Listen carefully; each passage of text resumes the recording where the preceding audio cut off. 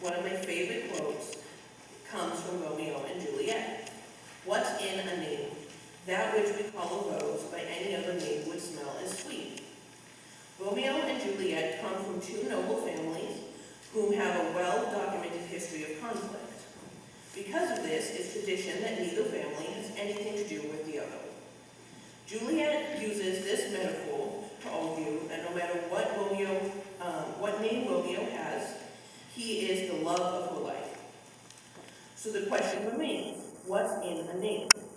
If a rose had a different name, would that somehow change our view of it? Does our view of a rose come from the name? The same question can be asked from any human being. What's in a name? As infants, we are given a name and a sex. Thinking back on when my mom introduced me, she always said, "This is my daughter, Lexi." It seems that from birth, our society wants to label us in one way or another. Do our impressions and judgments of another human being come from who they actually are or the names they are given? A name can be a strong foundation to one's identity, be it race, gender, sex, any other kind of label in between. But what happens if the name or label given to someone doesn't actually match the label they give themselves? In theory, labels are useful in everyday life. They help us to organize everything into nice, neat files that fit into our nice, neat filing system.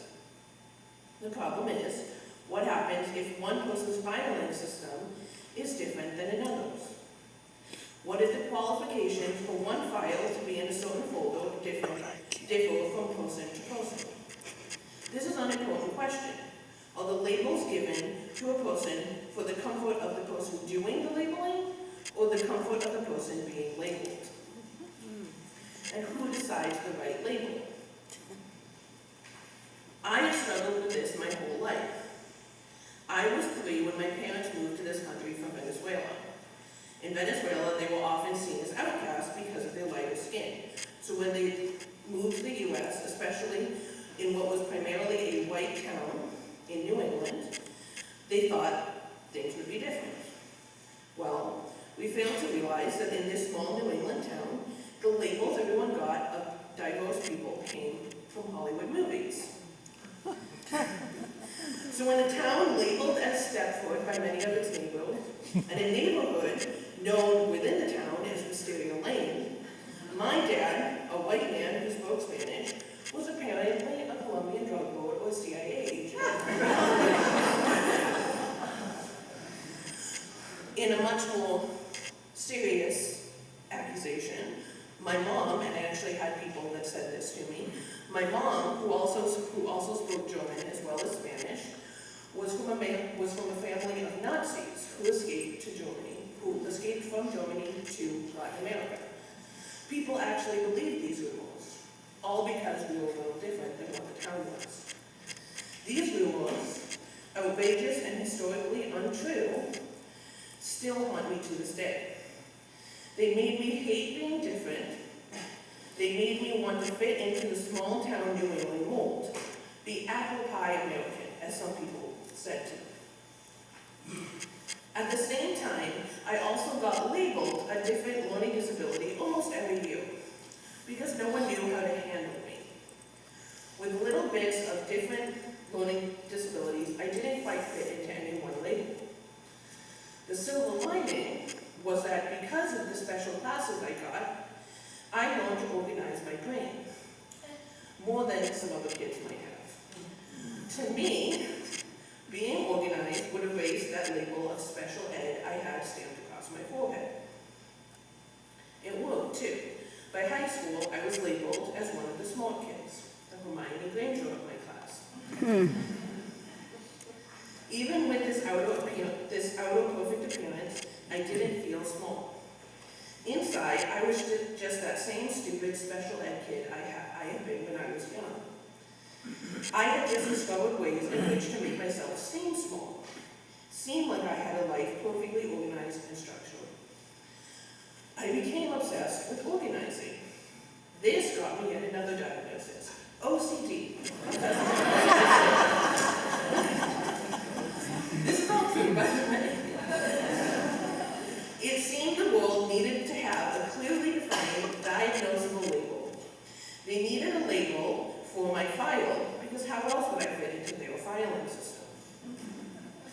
At that point, I had convinced myself that the only way to be happy was to maintain this perfect image. My performance must have been pretty convincing, because everyone knew me as a smart, bubbly, organized Hermione of our town. At least, this was the image I tried my hardest to portray to people. So, with a seemingly perfect life, I was labeled as a stable one of my friends. The one everyone came to solve their problems. As much as I liked the label of being the savior of my friends, this didn't leave much room for my own problems. It seemed that any time I had even the tiniest problem, I was quickly reminded that it wasn't a big deal and should not be a drama queen. And didn't I realize someone else had it worse than I did? My family came from a certain amount of money, so what did I know of money problems? I was white, so what did I know about racism? My parents were still married, so what did I know about family problems? To the outside world, I appeared to be living the perfect, blessed life, and had no right to complain. I began to hate the privilege I came from.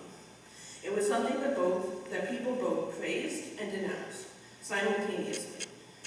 So trying to find a happy medium, I tried to be the stable one without pushing my privilege in people's faces.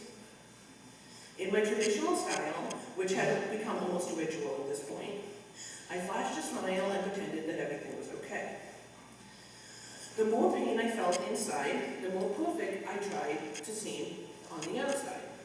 As this chasm between my public and private persona grew, I began to hate myself more and more. My lowest point was when I resorted to self-mutilation. I guess I did it as a punishment to myself for not meeting my own impossible standards. One day, on the verge of flunking grad school, I was watching a movie. My mind started to wander, and I saw these flashes of scenes from my own life. I'd see the same scene with alternate endings. I thought this was kind of cool, so I looked up how to write a formal movie scene. Somehow, seeing these scenes on people let me take a step out of my own life and see what possible labels I could be. My best friend at the time found my scripts and secretly sent them to New York Film Academy. I only found out when I got accepted. Coming to the LA campus scared me to death. It was completely 100% out of my comfort zone. With my OCD brain full overload, I rehearsed ways to introduce myself. To my surprise, no one actually knew who I was. No one knew how smart I was or who my family was. No one knew how organized or stable I was. I decided to take full advantage of this opportunity and reinvent myself, ditching all those crazy labels. And before I knew it, I was Lexi, the crazy social butterfly. The carefree label didn't work too well either. I thought I was cured because I had stopped the self-mutilation, but all I really did was swap the goody two-shoes label for the social butterfly label. I traded self-mutilation in for drugs and booze. The epitome of my 25th was my 25th birthday, a house party of 100+ people. I felt super popular and rebellious, when in reality I only knew about 20 people there. A little after this party, I ran out of money and had to move home to Boston for a bit. Once again, I was back where I started. It was at this point that I realized I needed to figure out who I actually was. Not who I thought my parents would be, not who I fooled my Boston or my LA friends into thinking I was, but who my authentic self was. Fast forward to today. Obviously, I'm back in the LA area. July 1st being 5 years since I first made that move.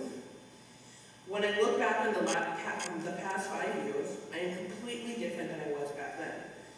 I have a teaching job that I love, and I've won a prestigious award for. I have friends that support me, any version of me.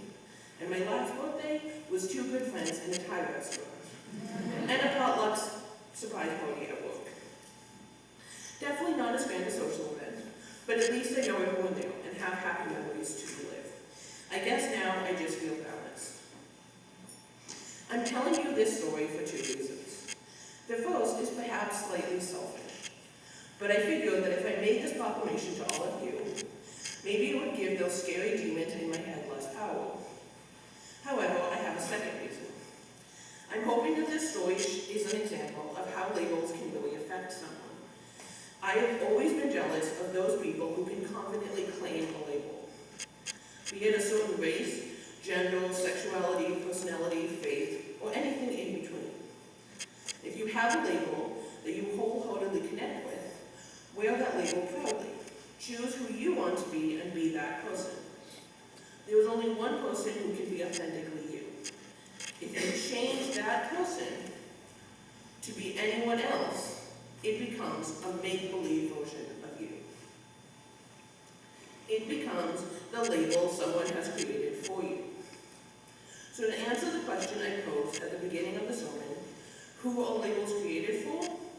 I think the only person that can decide what label you want is you. If someone labels you something that doesn't quite fit, change the label.